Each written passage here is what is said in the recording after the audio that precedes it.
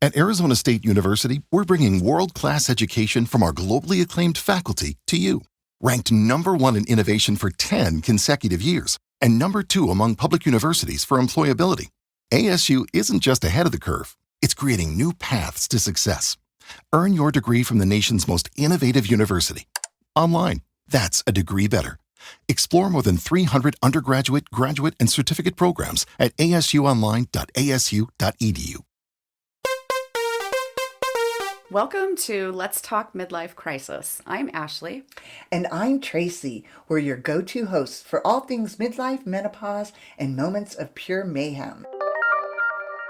And today we have Elisa with us, who is a worldwide transformational coach coming to us from Switzerland. Welcome, Elisa.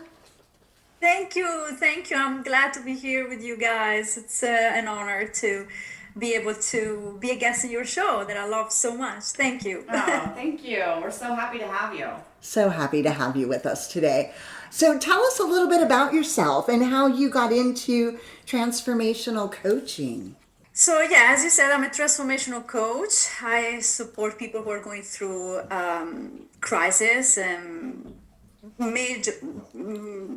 mostly crisis and existential crisis, midlife crisis, moment of identity shifts, or that those moments where you don't know exactly something is off and you don't know what needs to change, and you feel stuck, confused, you don't know where to go, and so you need help in those moments. And why I ended up here, I was one of them. I was a person going through the same crisis, multiple crises, not just one, because there's not just one crisis in life. And so crisis taught me a lot, brought me here, and now I want to give back and help people who find themselves in similar situations. Wow, that's amazing. That's so amazing. It's awesome. So I have a question. Because when I'm in a situation like that, I was recently, and so I started going to therapy, which I know is very different. How is that different from what you do? So that's a good question. The difference, it's sometimes it's a blurry line. It's not a clear cut. And sometimes you can work, they go alongside. Some people do coaching, and parallelly to that, they're also in therapy because the focus is different. So there are some fundamental differences. I would say 3 really big differences. One is that coaches can't diagnose or treat mental health problems. So if someone is suffering from depression or anxiety or PTSD, coaching would not be the right help. We're not qualified to treat people or help people in those situations, and we can't diagnose. Okay. And so we also deal less with trauma in general. And then we move to the second question, the second difference. In general, coaching is more about the present experience and bringing the client to a future development, bringing the client to a self-actualization of what he wants to be in the future. So there's a bit of a forward movement rather than a focus on the past and digging into the past and the traumas and what are the roots of the problems. Of course, we discuss that, but we don't stay there. So it's starting from the present moment and the present situation and look ahead. How can we get unstuck from here? How can we bring you farther? What are the limiting beliefs that are now present that we can solve so that you can move forward? So there's this forward movement. And therapy instead looks at the past so that resolves the past so that you can function better in your present moment. And so also transformational coaching is completely different from life coaching as well, right? As we talked about before. It's different. And I would say it bridges maybe therapy with life coaching, because life coaching sometimes it's personal goals, motivation, bringing a new structure into your life. You want a new fitness routine, you can stick to it. I need a coach to help me getting motivated and Exactly. you have goals, and sometimes they're very tangible goals. It's about structures, development, motivation, optimization, but sometimes it's not about goals. I would say that transformational coaching is more about identity focused rather than outcome driven. We have to reach a goal, because sometimes people, when they are in a crisis, they don't need a to-do list. They don't need, oh, we have to focus on a goal. They need space to reflect, pause, breathe. Yeah. And sometimes so much confusion that you can't just talk about a goal or an outcome. It's not clear in that moment, and so you need to go deeper than that. And so it's more about literally emotional growth, but on a deeper level. It's way deeper, the analysis. Wow. So It's the topics are different, but also the framework and the type of Right. work we do is different, because it's more it's on a deeper level. Okay. And what led you to choose Coach Crisis in moving forward with your life? I think, life presents us with all sorts of crises. I mean, you made a whole post just about the midlife crisis, which is a huge one, no? Right, right. And but it's just an incredible moment where we feel a lot of pain, and if we use that pain in a constructive way, we can really transform our life. That's why we talk about transformational coaching. It's a real opportunity to transform your life. And so that's why when you land on my website, one of the first things you see is, if you're experiencing a crisis, it's a good news. And people might just leave the website altogether and say, F you, Elisa. And I get that. But it can be good news, because if we use that moment, it's because it's a wake-up call. It's a wake-up call. And sometimes certain things in our life needs to get destroyed so that we can rebuild a new self. And it's painful, it's hard, and that's why we need help in those moments. But Yeah. I think, and people as clients are really, it's a moment where clients are honest and open. They're ready to shift because there's so much pain. They just want to see the light again. And also, it's an incredible moment to discover your life purpose. Okay. Yeah. Because it's if you're sometimes, if you're happy, you just don't question, why am I here? What's my life purpose? Right. What's my mission in life? And when everything around you, this is falling apart, you start asking yourself those existential questions, and it's an amazing moment for deeper reflection. And I love, and I'm honored to walk alongside my clients in these moments, because it's not easy at all, and I admire their courage to go deeper. Right. And use their crisis to rise again. Awesome. Yeah, they say what doesn't kill you makes you stronger. True. Yeah. And so you offer a 9-week program, and the link to your website will be in our show notes, so all of our listeners are able to access you. And again, you're worldwide, because our audience is really only 50% based in the US, and the other 50% is globally. So I think it's important to note that you speak 5 different languages. Wow. Yeah, yeah. What languages do you speak fluently? I'm a native Italian speaker. I'm Italian. Oh, it's so sexy. We love Italians. I speak English, Really? and German, Spanish, and a bit of French. I think that those are all sexy languages.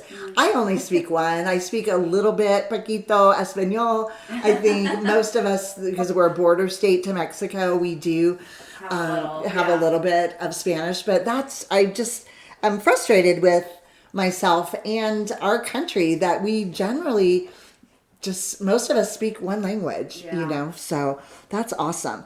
Now, we wanted to also talk about redefining the midlife crisis, right? Since we are, you know, that's what our podcast is about, and we're midlife, and which is why we started it, with us talking and our group of Our friends experiences. and our experiences, sharing those and realizing how important it was to have each other to lean on when we were going through these types of things. But can you help us redefine in midlife crisis? Yeah, it's a little bit the same that I was saying before in general about crisis. It's we're not broken in those moments. There's nothing wrong. It's not because it's a crisis. There's something wrong with us. There's a bit of a stigma about having a crisis, and midlife crisis is it's a huge one. It's a moment where people redefine themselves. And you go through a lot, and a lot of things happen in those moments, and yeah, it's not a pathology. It's all good. It's part of human development. We need to see it as a wake-up call, a moment where of realignment to who we really are. And up until that moment, maybe we have neglected those questions that I was talking about before. And it's a great moment for for realignment. I would say rather than crisis, it's a wake-up call, a call to yourself again, to your soul. Yes. Literally. 100%, I agree. And I think also that compiles to that is that perhaps if you've had children, maybe now your children have grown and, you know, you're just experiencing this whole new career rebirth. change. Career change, Yeah. but this whole new rebirth to be, because I know for me personally, I am Tracy, I'm the professional. I am Tracy, I am the mom. But if you take those things away, honestly, because I had children so young and then again later in life, I don't really know who Tracy is. Yeah. So that makes a lot of sense. A lot of sense. Do you, can you maybe share your experience of crisis or some examples of some ones that you've had great success with? Of my own crisis or clients? Either one. either. If you're willing to share yours, we'd love to hear it. Of course. I am now 42, almost 43, so I am in the middle of crisis. Right. But I feel, because I'm a millennial, I think we have been like in quarter-life crisis, like perennial. Yeah. My generation in particular has been in undergoing crisis. Right. Correct. Yeah. But for me, it's been big on professional crisis. It took me a long time to find my place in the world professionally, but also find my spot in the world. As I said before, I'm Italian, but I lived 18 years abroad, outside of my birth country. And literally, where is home? And who am I in this world where I don't know where home is? And also, I found that, for me, it was difficult to feel that I fit in. I worked in corporate. For a while, even for big tech, and I burnt out in big tech. Yeah. Easy to do. That's easy to do. I have a whole blog post on my website about my personal crisis. It was a very, very difficult moment of my life, and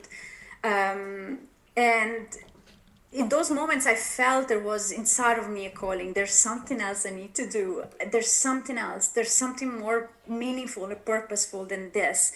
But I could not understand what it was. Like, I felt it has something to do with helping people, but I was like, I can barely help myself. Other people, I just can't find. Like, there was confusion all around. Like, I was unrooted. Like, it was difficult. I didn't have a stable relationship, and I was already 30. I mean, like 35. But like you feel that this pressure of meeting those targets and needs. Like, society tells you at 35 you need to have reached certain. Yeah, they tell you you're running out of time. Yeah, the clock is ticking. Yeah. You're running out of already at 35, and then in midlife, like later on, even more. Like you have this realization. Okay, I'm not old, of course, but I'm not that young anymore, and I want to use my time in a meaningful way. And so, but for me, it started even like in my 30s already, and I couldn't. It was I started suffering from anxiety, and I burnt out, and I had to resign my job without having an alternative. That's scary. Yeah, and I was moving from toxic relationship to toxic relationship because of unresolved trauma. A lot of, like, you name it. Yes. Yeah. But I think we can all relate to that at some level, Oh, right? absolutely. Yeah. Especially, But toxic relationships and with, your career, all of those types of Burnout. things. Yeah. Absolutely. Yeah. Yeah. Oh gosh. Now, something that we had spoke about previously that I really want to touch on while we have you is astrology. oh yeah. So, yeah, this is a little bit new for us. We love haven't, this. it's a Yes. surprise for you. Yeah, let's talk a little bit more about astrology. And as I had mentioned to you previously, I'm an Aries. And I feel that whatever you read about an Aries is very true to me, right? So, and I feel that kind way of, too, I about take it with a Cancer. grain of salt. And you're a Cancer, so let's talk a little bit about astrology and how that intertwines into your transformational coaching.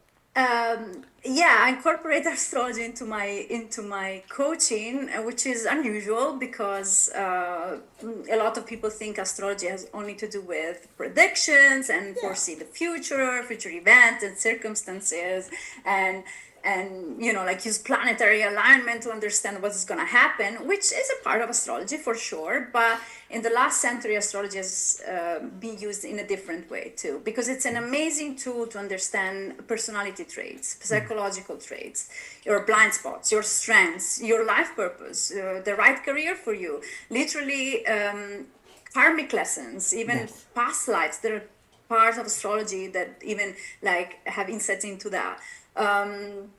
It's literally an amazing tool to understand more about yourself, and it has given me a lot of insights about me, a better understanding who I am. And I thought, yeah, I want to have this in my toolbox and use it for my clients to understand better about themselves and about their blueprint. Literally, it's a cosmic blueprint. Right. It's not only about your sun sign, which is in your case Aries, Cancer. and it's Cancer. That's your sun sign, but it's broader than that. That's what's fascinating, because that's only a tiny fraction of what's your astrological called birth chart or natal chart. Right. And it's basically the moment you're born. If you take a picture of the sky, you see the planets.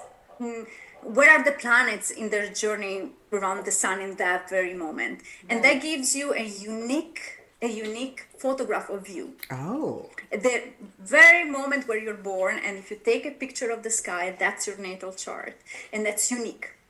And according to how the planets Align. ask each other and aligns, and other factors like signs, houses, and aspects, they give you literally a very complex and a very deep picture of yourself.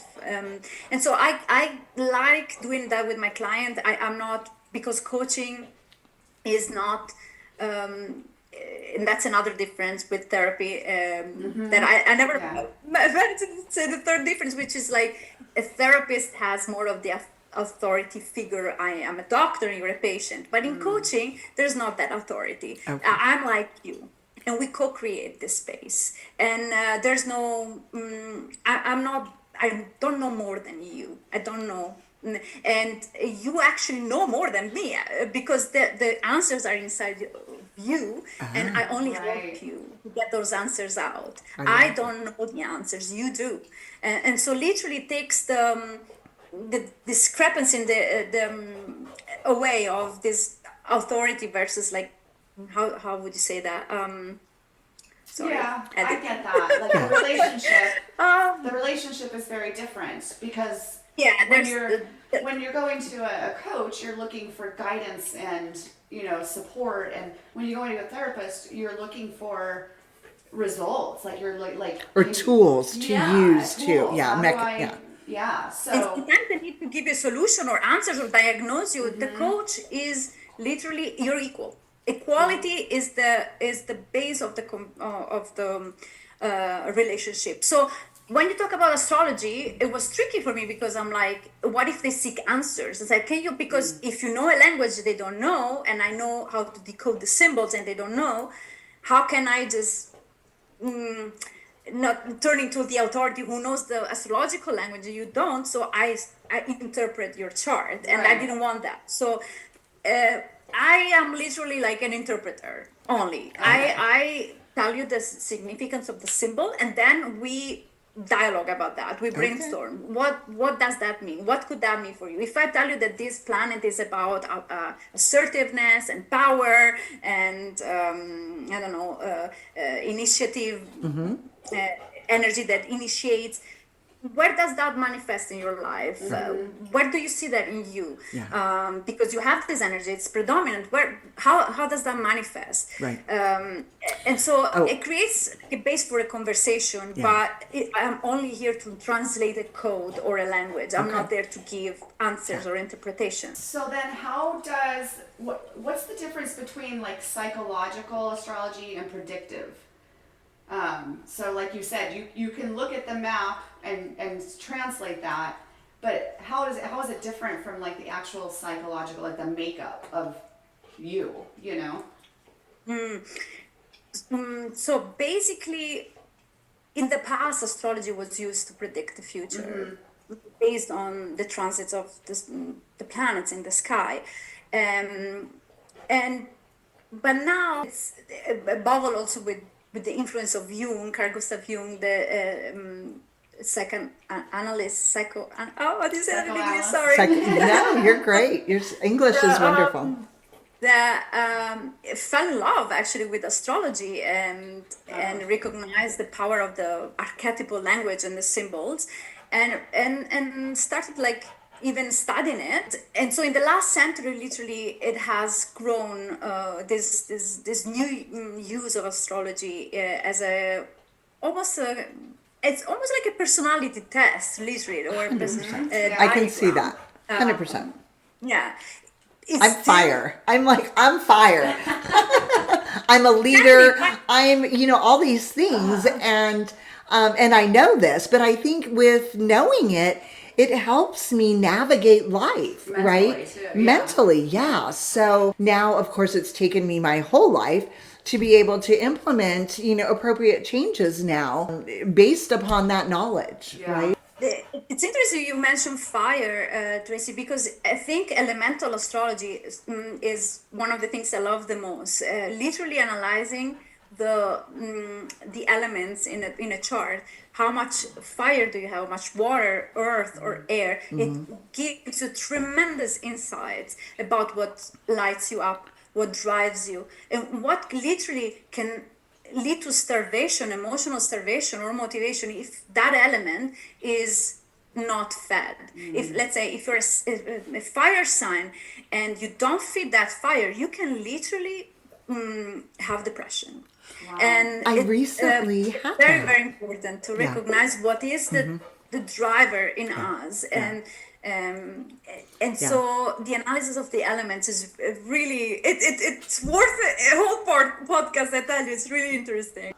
So how can people work with you and how can they find you? Now, we will have your website in our show notes. And if you use the code LETS, L-E-T-S, you can receive 15% off. Thank you for extending that generous offer to our listeners. But tell us a little bit more about how, individuals can find you. Yes, I work one-on-one. And my program is a 9-week journey, let's say, of one-on-one sessions, so 9 sessions. I developed it with experience, because at the beginning it used to be 6, and I noticed for this level of transformation, for these situations we talked about before, it requires more time. And so 9-week program, let's say it's divided in 3 moments, key moments. The first one, it's called depth, because it's where people just need to be listened to. They need to build a rapport with you, and they need to have like that space where they're like, oh, finally someone is listening to me. I can unpack all this, Yes. and I can do it without worrying about judgment, about about worrying the other person, and just literally, I barely say a word sometimes for the first 3 sessions. There's this release and explaining what is the crisis about. And we go really, really, really deep on those 3, because I need to understand their world, their inner world. And it's all about letting just release it. Yes. And then we start working more actively on the second stage, which is called focus. And what we focus on is emotions, thoughts. It's an observation work on what are the voices inside your head, what are they saying, what are the narratives. It's paradigm work. What are your beliefs? Who told you that? Is it true? Beliefs, narratives, it's all the things that our mind creates, and obviously the emotional part. Right. And so it's we focus literally on everything that is going on. So the first part is, what is the situation about? The consequence of the situation, what are the emotions, what are the thoughts, what are your beliefs? And then the last part, it's called shift, and it's where we implement what we have learned in the first 2 parts about yourself, to try to reframe, reshape, and find new pathways, new tools to sustain you and make the change you want to make, but in a supported way. It's a conscious change. Okay, this is what my blockage is about. This is my limiting belief, and it's a conscious process. And the last part is literally about grounding, about awareness, about acceptance, and building new pathways. And that's where the shift happens. But it needs to be digested. It's not sudden, because you can have haha moments, but the implementation of those haha moments, it takes time. And that's why I always say to my clients, we need patience. You need to be patient with yourself, because it takes time for your system to digest this new awareness.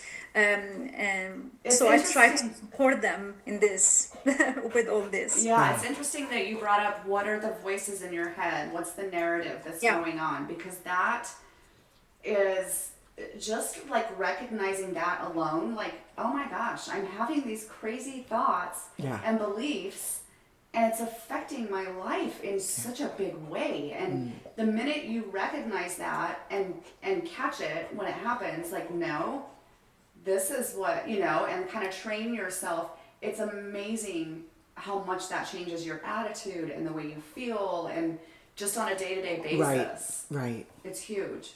Incredible. Yes. Because we forget how much we talk to ourselves, with ourselves. In a moment of crisis, our mind is extremely busy. And what is the tone we are using with ourselves? Are we judging ourselves? Are we harsh on ourselves? Right. What are we saying to ourselves? It's not possible. And literally recognizing all the different voices. Sometimes we name even the different voices. There are the people talking, the most supportive one, the harsh one, and some clients we name it. That's the God. It's helpful. It's helpful to activate the observer in you, and it's like, okay, this is because it's our mental chatter, but if we activate the observer, we create distance, and we can observe our thoughts without judgment, but it gives us also tremendous insights about where our blockages are. Right. This has been so amazing. Thank you so much for being on our show. Again, you can find Elisa's link to her website. And if you use the code LETS, LETS, she is gracious enough to offer our listeners a 15% discount. And we just really appreciate you being on the show and look forward to touching base with you again in the future. Yes, thank you, Elisa. Oh, thank you, guys. It's been amazing. Thank you for giving me this opportunity to just speak with you. As I told you the other day, for me, this is an opportunity to let people know that if they're going through a lot, there's help out there. And for Yes. me, it's a way to make myself visible so people know there is help. There is Yes. help. So, yeah, here I am. So, visit my website, you will have a discount. And also on my website, there's a quiz you can take, a free quiz, just Oh, to what? understand if you're stuck, yes. what's your blockage about. And then you can download a printable book that I made just about mental blockages, and that's fun if you want to have something free on my website. Otherwise, book the discovery call with me. I'm always happy to chat and learn about you and see if there's a way I can help you. I would be honored. And thank you for having me on this show. I loved it. Thank you so Oh, much. And thank we you. love you too. Thank you so much. Well, that wraps it up for today. Thanks for joining us on Let's Talk Midlife Crisis. We hope you got some laughs, a little inspiration, and maybe a few new ideas. If you loved today's episode, hit that subscribe button so you'll never miss an episode. And hey, share the love. Send this episode to a friend who could use a good laugh and some midlife wisdom. Connect with us on social media at Let's Talk Midlife Crisis and let us know what's on your mind. We love hearing from you.